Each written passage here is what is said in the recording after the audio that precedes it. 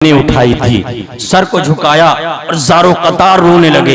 इतना रोए कि आंखों से आंसू का सैलाब जारी हो गया। साहिबे खाना कहता है, इमाम साहब आप रोइए नहीं, आपके भी बीवी हैं, आपके भी बच्चे हैं, आपकी भी जरूरियात हैं। आपने रकम उठा ली, जाइए हमने आपको माफ कर दिया। आप सर उठाइए, हमने आपको माफ कर दिया। इमाम साहब ने अपना सर उठाया, आंसुओं को पोंछा और कहा, मैं इस बात पे नहीं रो रहा हूं कि मैंने तेरी रकम उठाई थी, बल्कि इस बात पे रो रहा हूं कि जब पिछले साल में तेरे घर पे आया था, आपने दस्तरखान सजाया, पैसे रखे हुए थे, खिड़की खुली हुई थी, हवा तेज चल रही थी, पैसे उड़ने लगे। मैंने पैसे को जमा किया और जमा करने के बाद इधर उधर नजर दौड़ाई, मैंने देखा कि ताक पर एक कुरान शरीफ रखा हुआ है। मैंने उस पैसे को जमा करके उस कुरान करीम के अंदर रख दिया। मैं इसलिए नहीं रो रहा हूँ कि मैंने तेरी रकम उठाई थी, बल्कि मैं रो रहा हूँ तो इस बात पे रो रहा हूँ कि आज 1 साल का अरसा गुजर गया। इस 1 साल के अरसे में घर के किसी फर्द ने भी कुरान करीम को खोल कर नहीं देखा। खुदा की कसम, अगर तुम में से एक फर्द ने भी कुरान करीम को खोल कर देखा होता तो तेरी रकम वहां मिल गई होती।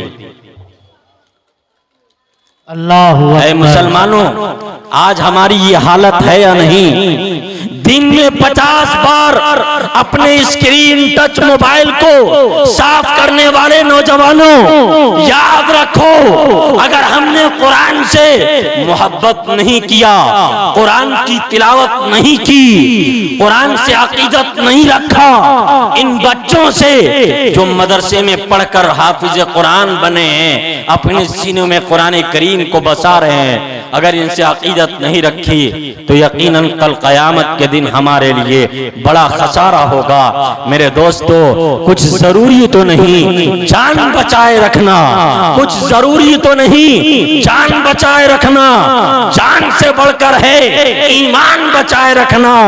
और याद रखनी है ये असलाफ की ताकीद हमें, आफियत चाहो तो कुरान बचाए रखना, आफियत चाहो तो कुरान बचाए रखना। मेरी बात इन्हीं बातों पर खत्म होती है। मैं एक बार मुबारकबाद देता हूँ जलसा कमेटी को, खुसूसन कारी मुस्तकीम साहब को, जिन्होंने अहकर की हाजिरी को लाजमी करार दिया। मैं इन चंद मिसरों के साथ, जिसको कभी जनाबे दिल खैराबादी ने कहा था, रुखसत होता हूँ कि मोहम्मद मुस्तफ़ा के दर का जो दरबान होता है, मोहम्मद मुस्तफ़ा के दर का जो दरबान होता है, वो अपने वक्त के सुल्तान का सुल्तान होता है और हमारी मग़फ़िरत का बिल यकीन सामान होता है। कोई बच्चा जब घर में हाफिज़े कुरान होता है, कोई बच्चा जब घर में हाफिज़े कुरान होता है, और मुबारक कोई भी सीना नहीं हाफिज के सीने से, मुबारक कोई भी सीना नहीं हाफिज के सीने से, ये वो सीना है जो कुरान का जुज़दान होता है। वाह क्या बात है, माशाअल्लाह, जज़ाकल्लाह। ये थे आपके बीच में जनाब हजरत मौलाना मुफ्ती मुनीरुद्दीन साहब कासमी मद्दसिल्लौलाली, जबरदस्त खिताब आपके सामने फरमा रहे थे मेरे दोस्त। और बबांगे दोहल और डंके की चोट आपको ये दर्स कम वक्तों में बड़ी कीमती तोहफा दे गए। इन सारी बातों को हम सबों को जहन के दरीचों में कैद करने की जरूरत है और अमल पैरा होने की जरूरत है।